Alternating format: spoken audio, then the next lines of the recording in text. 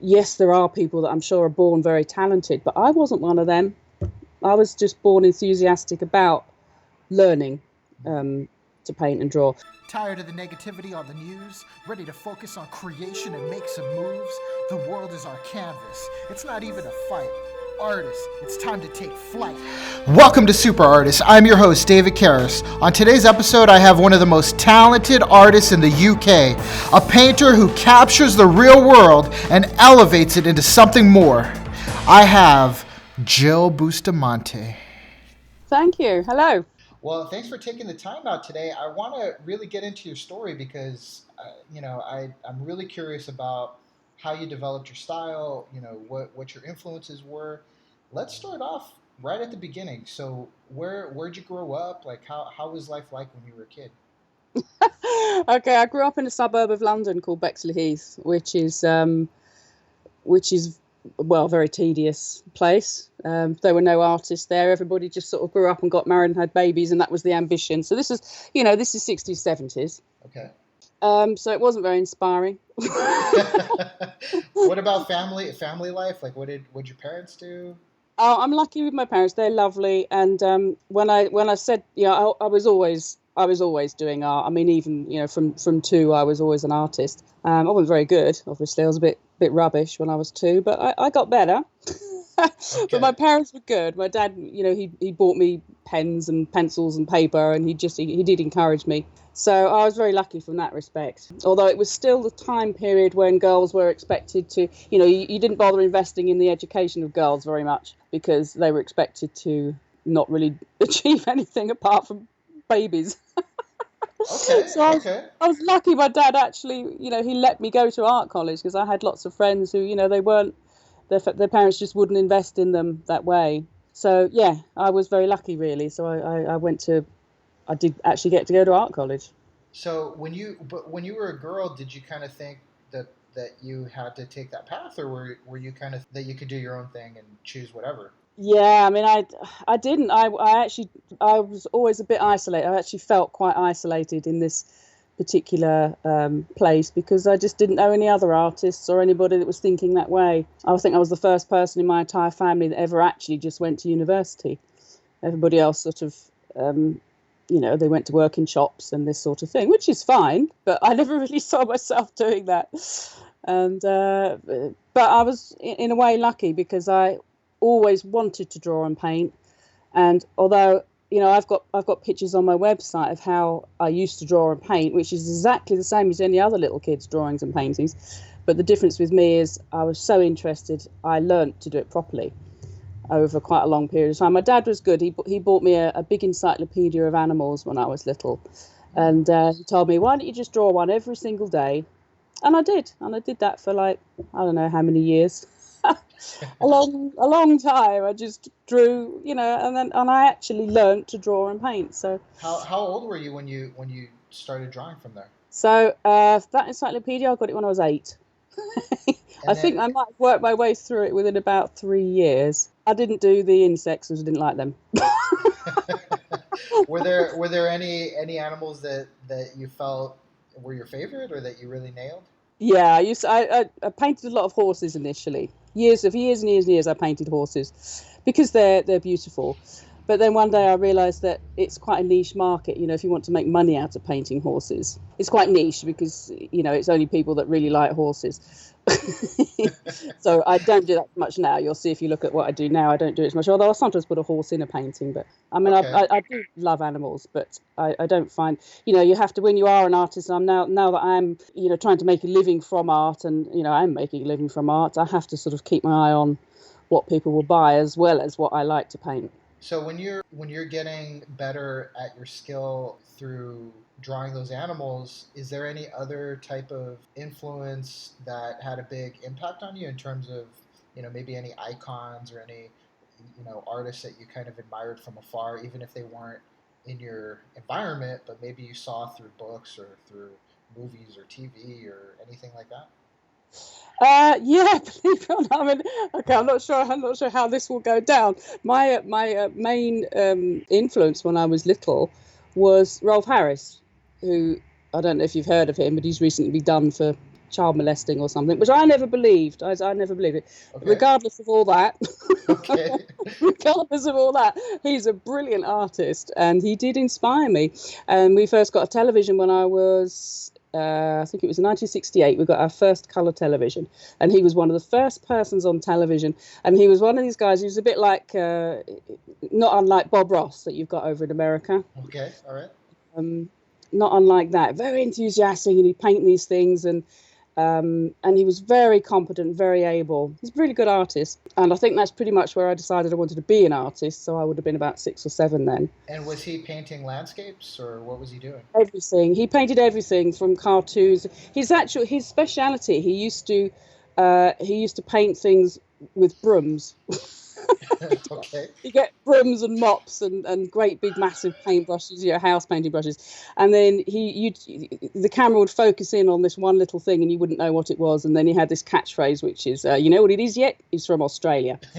And then you'd have to guess what he was. And he was genius. He was really, really, really good, and he made it very enthusiastic. He made it fun. So I think he influenced me a lot. And then other artists was just the standard ones, like the Van Gogh and the guys that are famous, Monet. My favourite artist is Gustav Klimt, who I just adore what he does, because he's got this lovely style of he can be very decorative, but he's also very brilliant portraitist, and the way he does, I don't know if you see many of his landscapes, but his landscapes are absolute genius, because he'll take something like a bit of a tree and a section of field, which sounds very, very boring as a composition. It's not something you would choose, but he makes it beautiful, absolutely beautiful. He's got this way of showing things like nobody else does, and so he's definitely my favourite artist. But I'm also very keen on the Pre-Raphaelites, and particularly what's his name, is it Burne-Jones? I think it is Edward Burne-Jones. Very, very highly realistic. I really do admire those. I mean, I wouldn't want to paint that myself because I haven't got the attention span for it, but Sure. Well, those are some great choices. And so how did you even know to find them or to look for them? Like, I mean, where did you go to see Van Gogh or Klimt or any of these guys? Well, I used to, Bexley Heath is quite close to the centre of London, so I was quite lucky. I just used to go up to the National Gallery, which is one of the big main galleries in London, which is right next to Trafalgar Square, which is about 40 minutes away on the train from where I was. So I was quite lucky, and that was free. So even as a student, I was able to go in there. So I quite often just went up there and saw, the paintings in real life, which is lovely. Oh, that's awesome. When I did A-levels, I went to college to do art A-level and art history. I just spent quite a long time in the art library there. It's a standard way of learning things, just looking in the books in the library. So all before Google and everything. So now it's much easier for sure. Yeah, it is. Yeah, much easier. But it was nice. It's something about going through the books. I used to go in there every Saturday morning and just get stacks of them and just leaf through them. And I think that helps. It's like the more viewpoints you can get from different artists and the way that they've tackled things, the more you learn. You add it to your own skills. You're not going to end up painting like them, because that would be stupid. Why would you want to do that? You want to end up painting like you. But certainly I learned a lot by looking at all these geniuses that we've had. No, that's awesome. And so when you're going there, you're studying from the greats. What about school? Like, when you're in school, do you have any kind of art classes or maybe a particular teacher that validated your pursuit and kind of gave you a push in the right direction? Like, what was that experience like? Yeah, that was a bit pants, actually. Okay. Sorry, you might not have heard that one. No, I had one. There was one teacher, I think, when I was about 15, before I left school, who was reasonably encouraging, but mostly it was sort of fairly indifferent, I have to say, from school. Okay. But that's all right, because I already knew what I was doing. I mean, the thing is, I was very, very, very, very shy, cripplingly shy. I was one of these very self-conscious little mousy girls, and the only way the only admiration I ever got was from painting. So it wasn't really an issue to do it, because it was like the only thing I thought I had, really. And where would that come from? Like, who would admire, like your classmates or your parents or Yeah, who? yeah. Classmates, my parents, yeah, parents were always really, or are always really good. My granny, Okay. yeah, just friends. I didn't need the admiration. It's just that I knew I was good at it. It was one of those things I knew I was good at it. I hadn't always been. I have learnt it, and I say this because I teach art. I say this to my students. It's like, you know, yes, there are people that I'm sure are born very talented, but I wasn't one of them. I was just born enthusiastic about learning to paint and draw. And if you look, you know, when you look on my website, I've put an example on there of a painting I did when I was about 8 or 9, and it's awful. So it's, you know, I'm quite pleased when I look back and think, yeah, I have learned these, you know, I have learned these skills, just, but only because I wanted to learn them. You know, if you're willing to put in time to do it, it's like anything, isn't it? It's like you will become good at it if you're willing to just practice it, really. Yeah, no, I agree. I mean, I think that people look at, the greats like, Picasso or whatever, and they think that these people were born just naturally with that talent, drawing immediately that way or painting that way. But it's a long process. You put in the work Yeah, to get to that level where you are making groundbreaking, genius level type stuff. I mean, yeah, it's a whole process. yeah. So when you okay, I'm not sure how it is in the UK, but like here in the US, we have high school, which usually ends at 18. How does it work at the UK? Like, when did you kind of end off with your public education? Well, I left school when I was 15 and a half, which I think is the equivalent of high school. Then you go and do an A level. You can do A levels at college, or you could do it at school, Okay. which is that, you know, what you do to prep you for a university. So then when I was 19, I went to art college, and you do a foundation course, which is a year of where you try everything. So I did that in Chelsea, which was quite a nice varied course, and that was lovely because you got a chance to do a lot of life drawing and everything from sort of fabric design to sculpture. It's like you get to dabble in a lot of different things, and of course you're up in London, which is fantastic because then you've got the opportunity to go to all the free galleries around there, so that sort of opened up my eyes quite a lot. And then after that I went to Brighton University, which is on the coast in England, which is lovely. And I did a 3-year degree course, like a fine art degree course, where again, that was just bliss. That coming from coming from a place where I didn't really have any other artist friends from sort of Bexley Heath area. So suddenly there's millions of artists there in this college, and we've all just left home, and it was probably the most fun you can have, really. No, that And sounds also, amazing. That sounds amazing. That's great. yeah, and then you're by the sea. It was lovely. um, but the funny thing is, I did sculpture at college. I got a fine art degree, but it's in sculpture, Okay. which I love, absolutely love. But then as soon as I came out of college, when I was 21 or 22, it's like all of a sudden it's like, oh, if I'm going to carry on sculpture, I need a studio. Well, that means I need lots of money, which or even some money.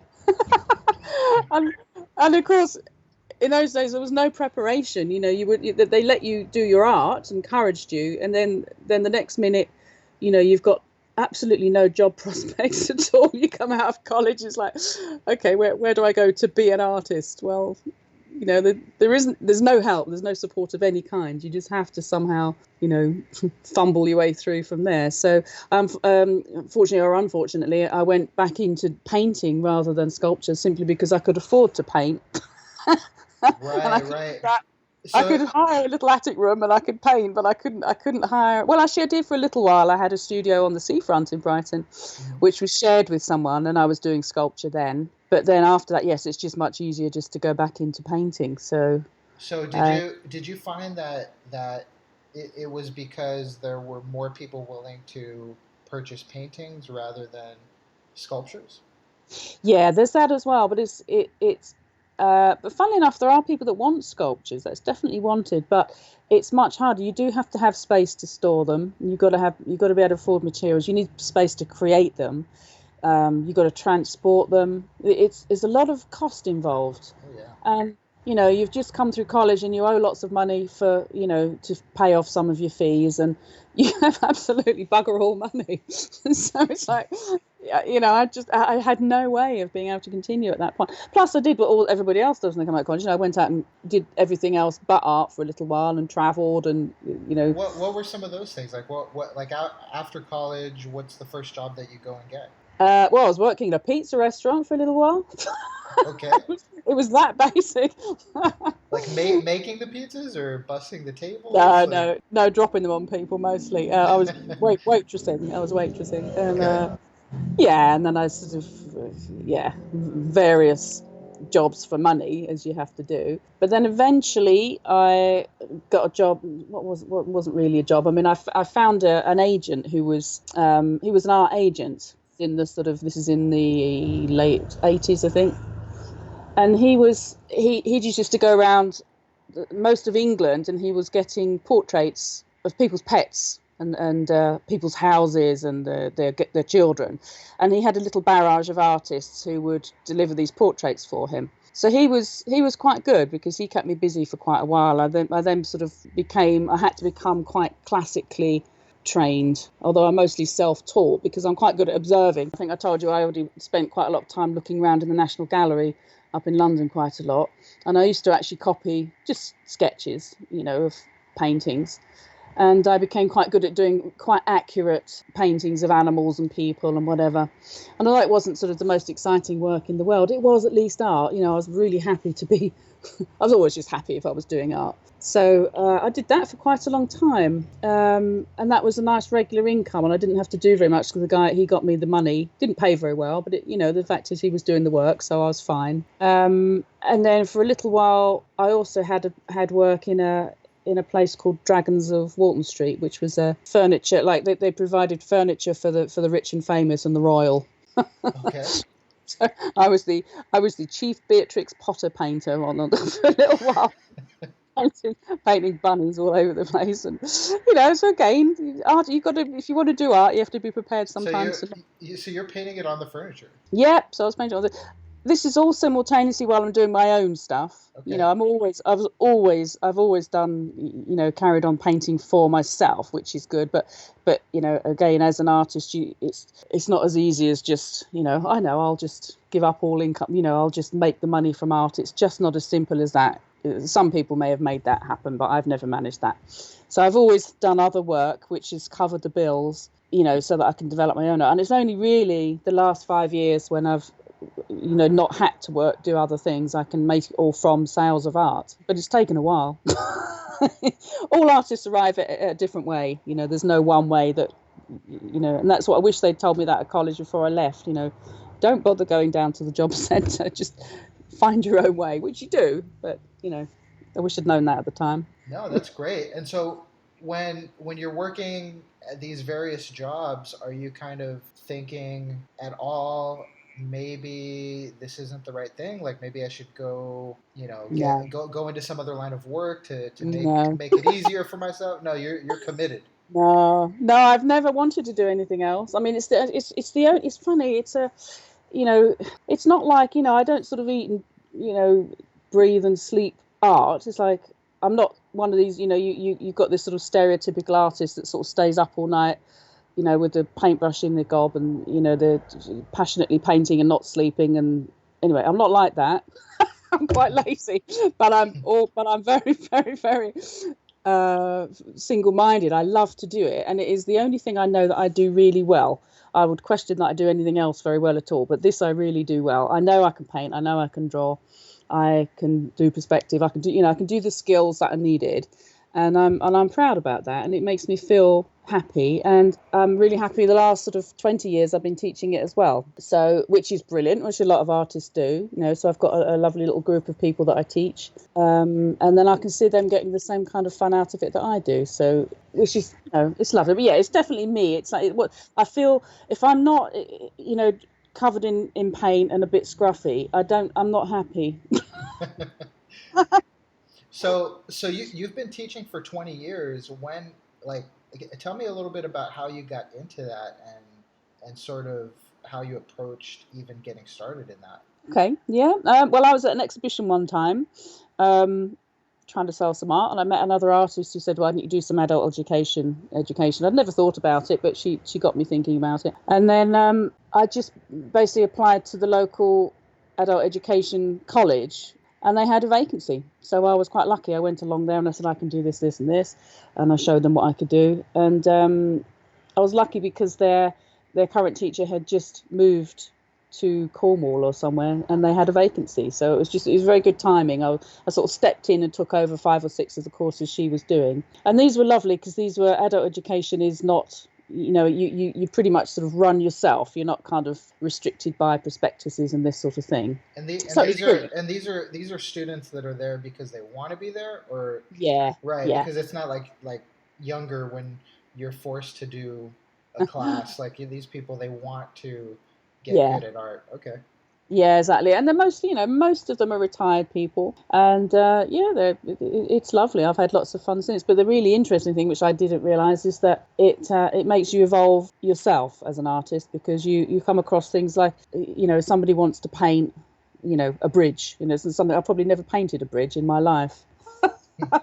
Not something I would paint, but then I have to learn how to do it, because I do it all on demonstration. I demonstrate everything. I never try and make anybody do anything that I can't do myself. And so sometimes I find myself having to learn. So somebody really needs to do something involving a lot of perspective, and I'm not, I wasn't particularly good or knowledgeable in perspective. I had to learn, and I love it, because you're forever looking at things through the eyes of somebody else, and that. Got one, for example, there was one man, he'd had a stroke. He was about 85, he'd had a stroke, and he had this really fascinating way of seeing the world, which nobody else could see it like that. And this happens, I think, as a result of a stroke.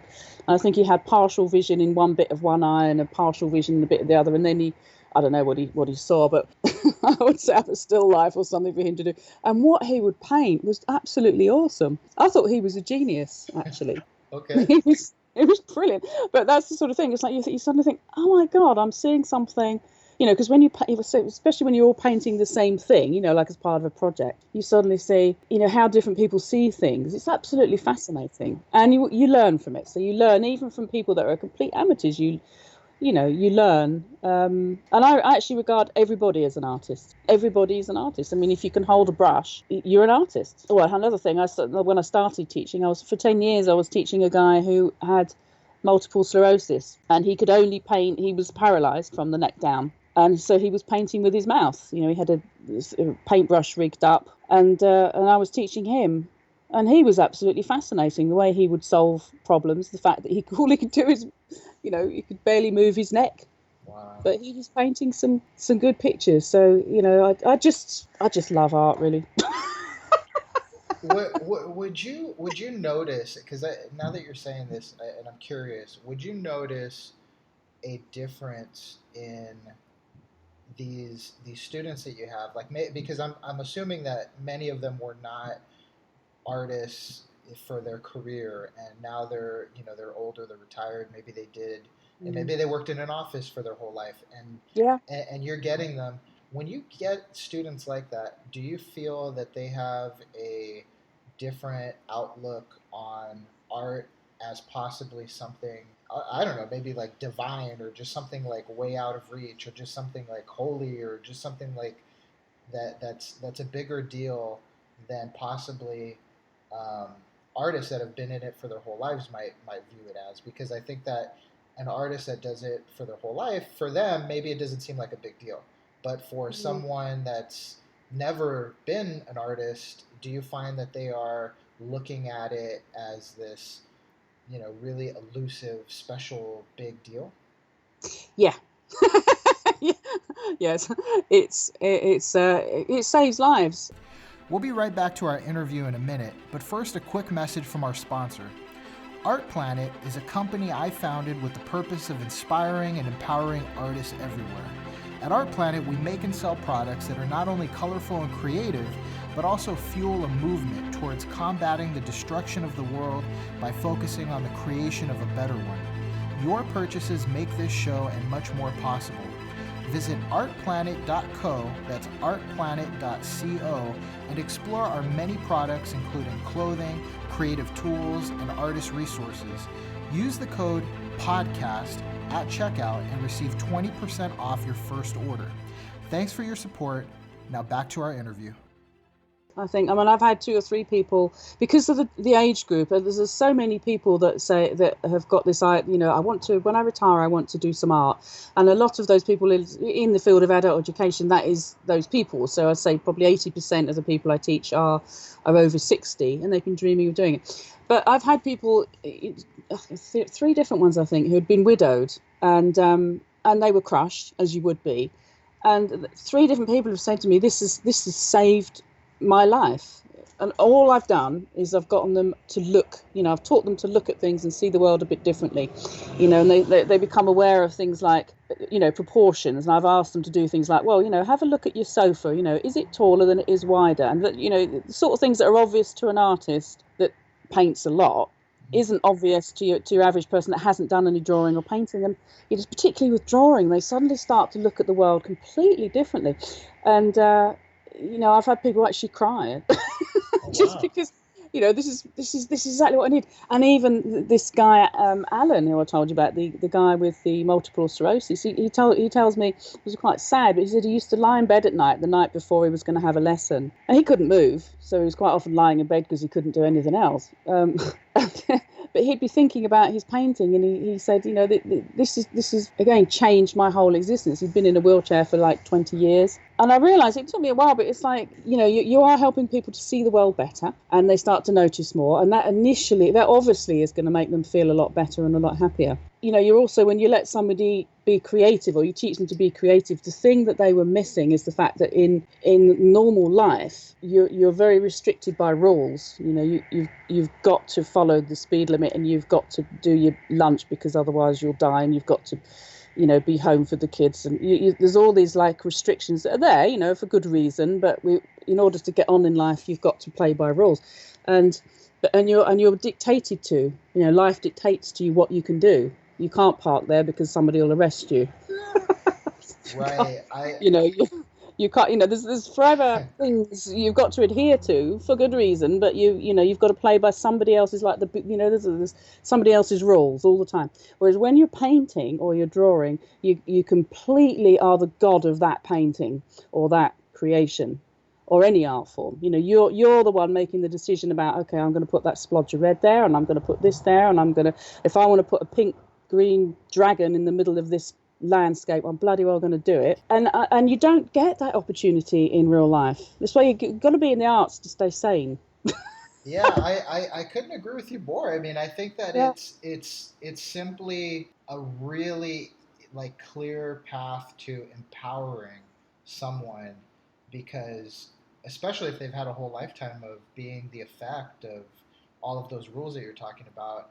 Because everywhere you turn, there's limitations. There's like, you got to stop at a red light. You have to pay your taxes and fill in the bubble or fill in the line or whatever. And then when you get this thing that's a blank canvas, or for a writer, a blank piece of paper or a blank, computer screen or whatever, but you have this blank landscape where you can put anything you want on there. I think that is one of the most empowering things, and that's why when you're telling me, I could just imagine these people who are kind of discovering it for the first time, and even if they're getting it later in life, I mean, wow, what an amazing gift for them to have when they come into your class. No, it's really, really special. And I think it's the point, like I say, it was 20 years ago, and that's the point where I started to become better as an artist. So it's interesting, it goes both ways. The more I do for somebody else, the more I tend to get it back. It's fantastic stuff. I think, if you could go into the Middle East and get everybody to do some art, just stop blowing each other up for a minute and just do some bloody drawing. Exactly. Probably help, make a big difference. Be great. Now, you mentioned earlier that you went to, I think, a show or an exhibition or something. Can you tell me a little bit about what things you have pursued in terms of marketing and promoting and getting your work out there? Like, did you try to go to galleries? Did you, agent, whatever? Like, what were for you the things that maybe didn't work and the things that did work? Well, there's an awful lot more that didn't work than did. Where shall I start? Right. Well, okay. Well, I'm of a generation, like I say, where I came out of college, and the only hope you really had was really to find a gallery or a sponsor. And I didn't find that. I just didn't find anybody that was, I didn't find a gallery. I did exhibitions, and I didn't sell at most of them. Um, and it was just not an easy. It's just not an easy road at all. It's like, anyway. So I tried lots of different things. Tried lots of things. What basically started to work. The internet really was the start of it for me, because there's other things, of course, like. I've always had to work. I've always said, and then of course I've raised a son, and it's, you've got all these other things that you're trying to do with your life. And it wasn't until I was 50 that I finally had the time to really put in on painting and marketing, and by this time, of course, we've got the internet. So I started just putting artwork on just online galleries, and then when I made the first sale on that, it was like, oh, this can be done. So this is about 7 or 8 years ago, I think that happened. And then I'm lucky because my husband's very good with computers, and he set me up and he taught me Photoshop so I could edit my pictures and do all the things that I need to do to put professional pictures online. But really, this was the time period, it's only been sort of five or 6 years where I've actually had enough time to do painting as well. Like, it's although I've always painted, I've always made sure that I've got a day a week at least to paint. Suddenly, my son's, going to college, and, it's like, oh, great, I've now got a lot more time, and I've got the internet. Yeah. So what are some of the sites that, like, some of these online galleries that you found were the ones that you had the most success with? Well, the first one was one called artgallery.co.uk, which is a lovely gallery, and and I sold quite a lot with them initially, and then what I did was I basically just Googled top online galleries in the UK. So I started with the UK, and then I took the first 10 that came up, and I just enlisted with all of them. Most of them, there doesn't cost much to join them, or some of them. Some of them are curated, but most of them aren't. And then what I have now is a system where every time I do a paint, I probably paint something every week. I've got a painting to put online, and I've got, I've bookmarked my top 10, and then I've got another 10 sort of subsidiary places. Like Saatchi Art is a very famous one. I've only sold about 3 paintings on that, because there's a huge amount of artists on there. But if you have enough galleries, and one of them sells something every week, that works as a sort of a strategy. So I've got, so you Google the best ones for your area. It doesn't even have to be your area, not with the internet. You can sell anywhere now, but I tend to sort of, mostly sell in England. I think because I paint things that are reminiscent of English landscapes and people recognise them. So yeah, it's sort of, quite straightforward, really. Find out where other people are selling and have a go as well, and make sure you've got a lot of different outlets. I'm almost at a point now where I'm selling as much as I can paint, almost. I'm not far from that point, which is great. But it sells from all different places, from my own website. I've got an Etsy store, which I use because they take care of the finances, so I don't have to worry about, whether I've got a credit card or not. Etsy do that. It's much easier nowadays. It's much easier. I mean, we just didn't have that option. You were stopped. When I came out of college, you were stopped. If an art gallery didn't want to support you, that's it. Right. That's it, and that was it for a long time as well. I told you I found this art agent after a while, and that was great, but it took me ages to find him. So yeah, it's easier now. I like the fact that you can be a little guy living in a slum in India, but if you can paint and put it on your iPhone, because they do have, even if they've got nothing and not even a roof over their heads, a lot of them have at least got an iPhone. Then they can actually sell, and they do. You hear these stories about these people living in terrible conditions, but if they can start selling their art online, brilliant. That's awesome. And so it sounds like the successful action was basically to diversify and just put your work up on many different sites rather than just rely on one. Yeah, oh, absolutely, yeah. I'd say I've got 10 that are the main ones. I've got another 10 that I'll put things on. I think there's one called artist.com, and there's a few, other ones which I've not sold on. But I know this is something I got from the Abundant Artist. I think he said something like, if you have you've got to have your own website. And then you have like these other art sites, all these like little satellites that were around your website, your website being the main planet, and you've got all these little satellites that will lead to, that will lead to your website. I actually tried to join a new site or put a new site, there's hundreds and hundreds of them. So it's not difficult to find places to put your art. It's harder to find places where they'll actually sell. But now I've got about 10 that sell, one of them will sell it. Once every 6 months, I might sell something on one of them. But altogether, you're almost selling one a week or one a month. So, it's good. It's good. Yeah, no, that's great. And so when you list them on there, you're pretty much you're benefiting from the fact that each of those sites has um, X amount of users or visitors, and it's not really something that you're driving traffic to yourself, right? No, but you're making your name known as well. I mean, people sometimes, I'm kind of lucky because my name's a little bit unusual. So yeah, people might Google your name. So do you find that's a benefit? Yes, sometimes.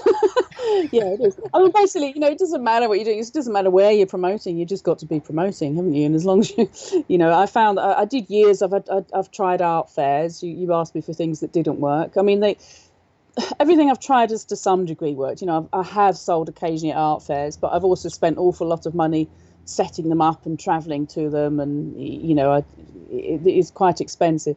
I've had putting things out in hotels and and obviously I've done exhibitions. I used to do 4 or 5 exhibitions a year, and occasionally you'd sell one, but mostly they all cancelled each other out in terms of expense and time. And internet for me has been the real game changer. That's awesome. I've heard a lot of similar comments from other artists as well about that experience. I'm just curious because for a lot of artists out there, they struggle with this idea of maybe they're not good enough.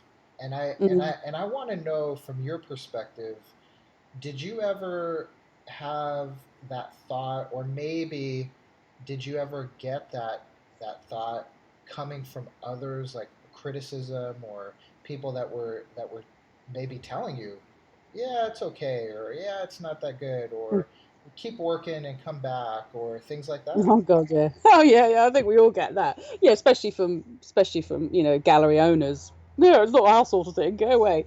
You do. You just have to get used to that. You just get used to that. It's the thing is, art is basically what one person thinks is beautiful is not what somebody else thinks is beautiful. So you cannot please everybody, and you just have to take any criticism. You have to just completely take it with a pinch of salt. It's whether it's well intended or not, it's just that person's opinion. I don't care if they're Saatchi or I don't, or whether it's my mum. It's like, they're equally their opinion. They're entitled to their opinion, but I don't have to do anything about it at all. Yeah, I think I've become quite, I'll listen to people's ideas or opinions and advices, and sometimes somebody will say, well, that doesn't really work, or that composition doesn't really work, and I'll be like, okay, I'll either agree or not, but it won't affect me at all. I think art college helped me with that because particularly when I was doing my degree course, because you had sort of tutors would come around. You had 2 or 3 different tutors that would come around and give your opinions about this. And I quickly realised, yes, these were all expert. These were all practising artists. One of them was Anthony Gormley, the very famous British artist. He was a tutor of mine for a little while when I was at Brighton. He was a great bloke. I liked him very much, but I never really agreed with anything he said. And he never really agreed with anything I said either. So I just thought, okay, good. This is good. Everybody's different, and nobody can say this is beautiful and this isn't. It's completely in the eye of the beholder. And if it pleases you, it pleases you, and that's all there is to it. I love that.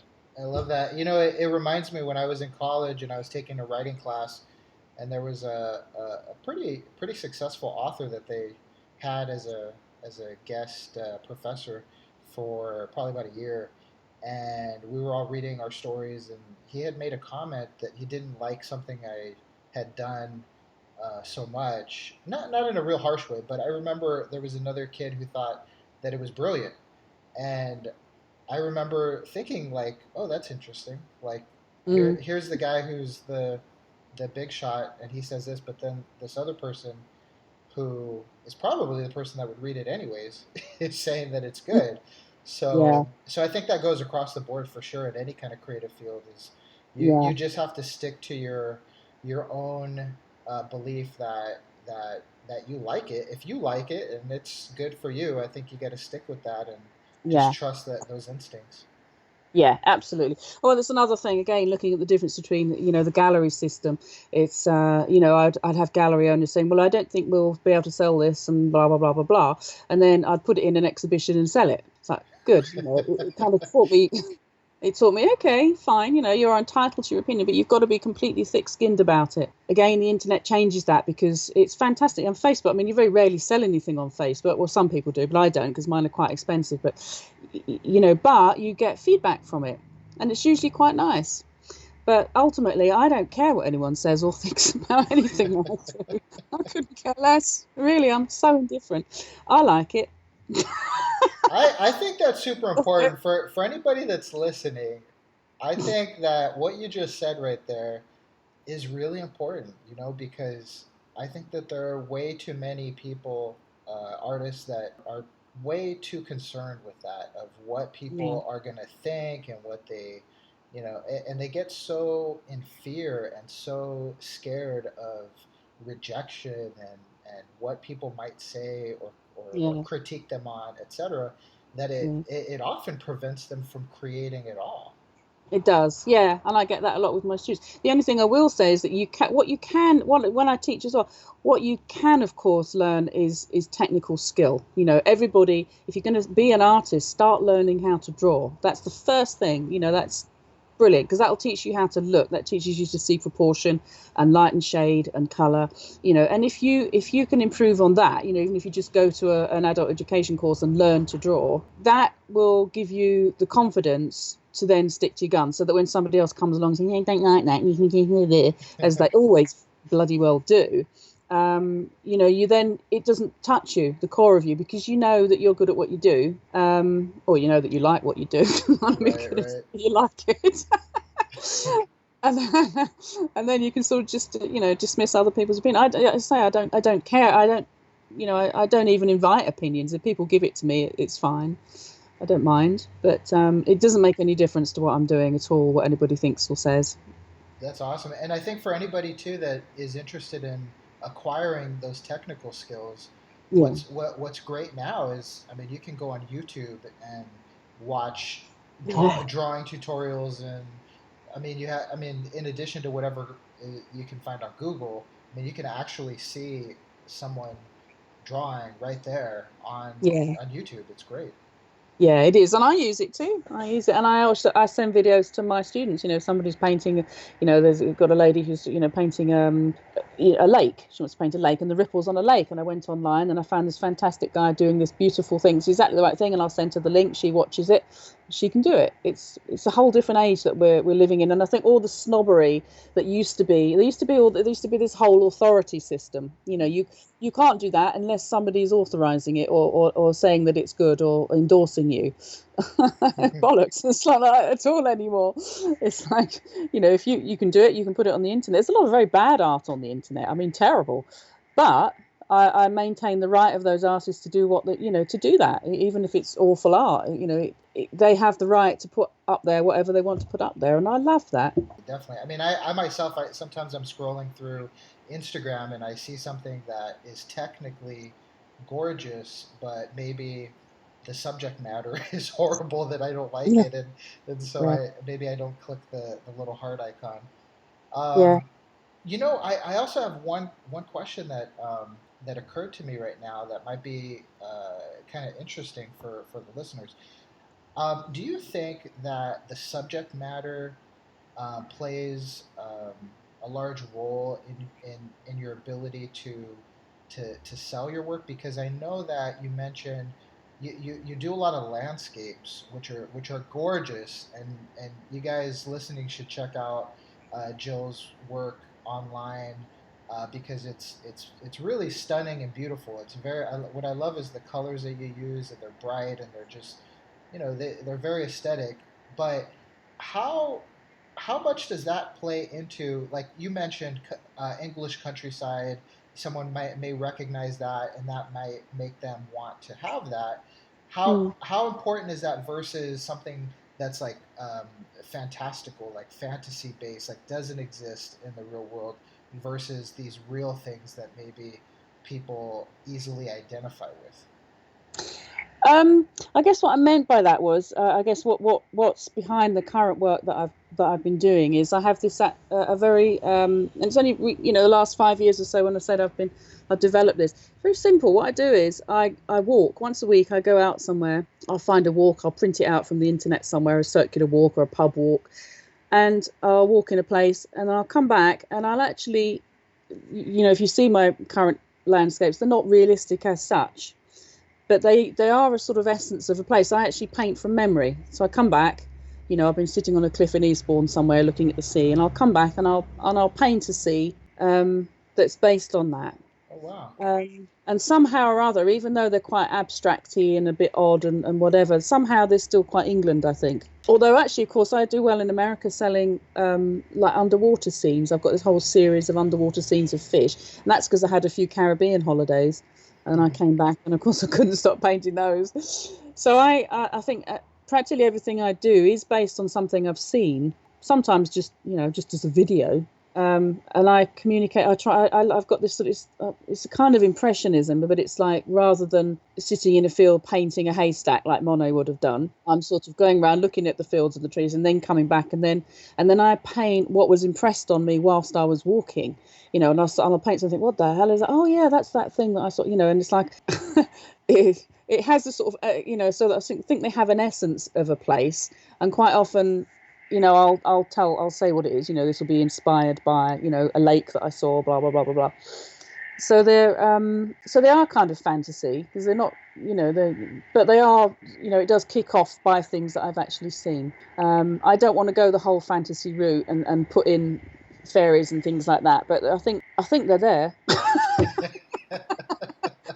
I've got unicorns in there, but but I don't want to. I'd rather people imagine that themselves because it invites people to put what they want to put there. I do a lot with sort of like paths through woods and this sort of thing, which is a very big theme in art. Actually, there's a lot of people like that kind of thing because it invites them to go into the painting and imagine what's down the end of that path. And that's the difference between fine art and illustration is, illustration puts it all there, lays it all out for you. You see exactly what the artist wants you to see. So if it is a fairy sitting on a mushroom, that's what you're seeing. There's nothing else. Whereas if I'll do a landscape, and there might be a fairy sitting on a mushroom, but you can imagine that yourself. So it allows the viewer to contribute to the painting. And I find that when I see people, when they come along and talk to me about it, they'll say it's really, really interesting what they'll see in a painting. It might not be what I put there at all, but I like that they can do that. It's good. I'm like presenting a little universe and they see what they want to see and they're putting their own things in that universe, which is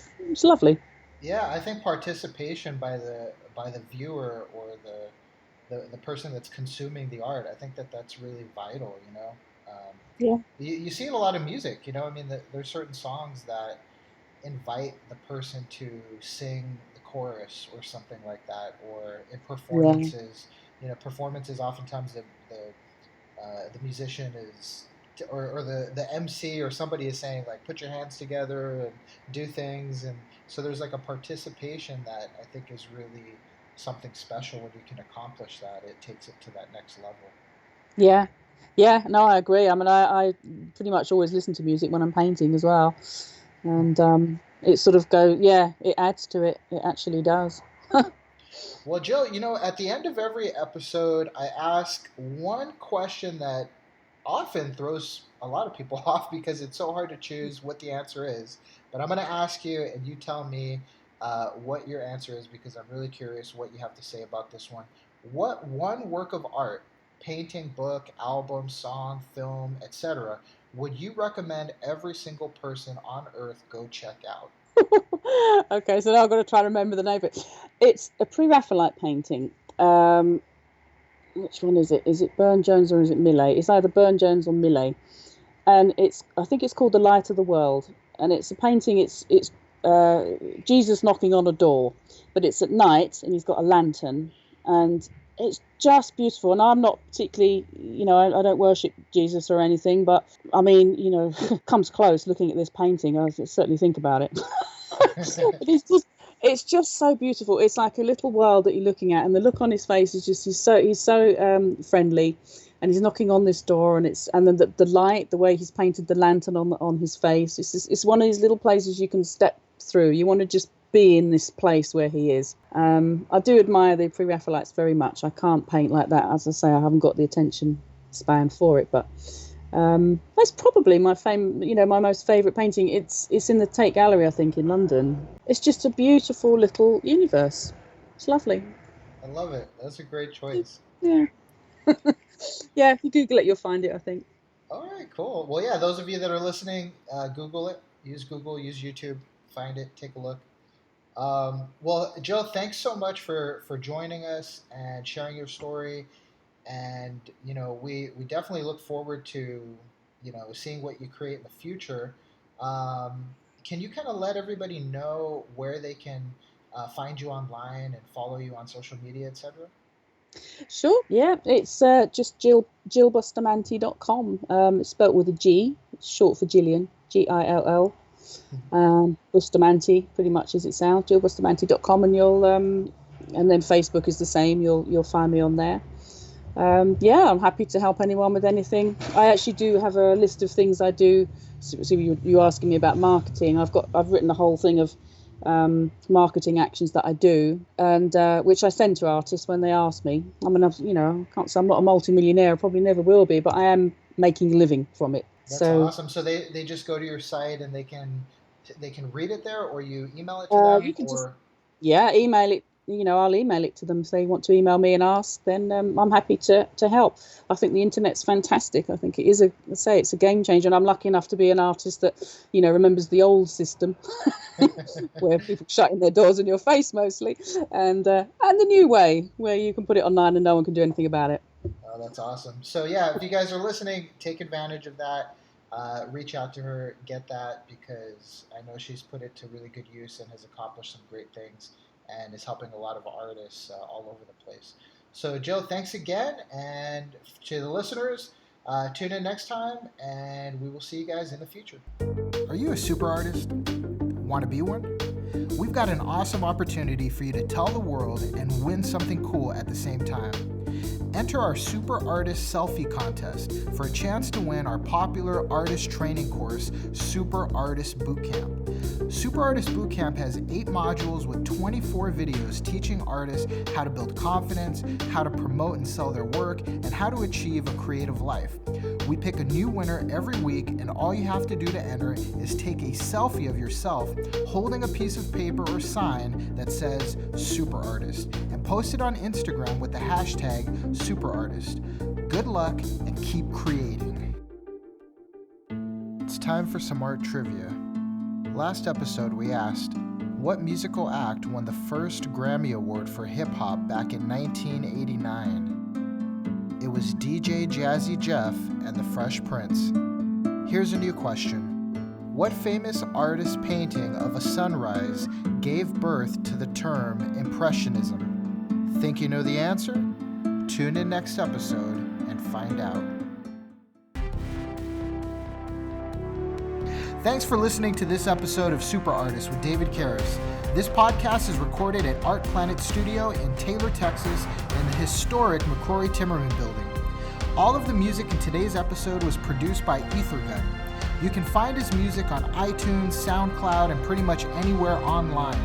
If you enjoy listening to our podcast, please hit that subscribe button and share this episode with your friends. We need more art and artists in the world, and your support of our show helps make that happen. Hit that subscribe button, and we'll see you in the future.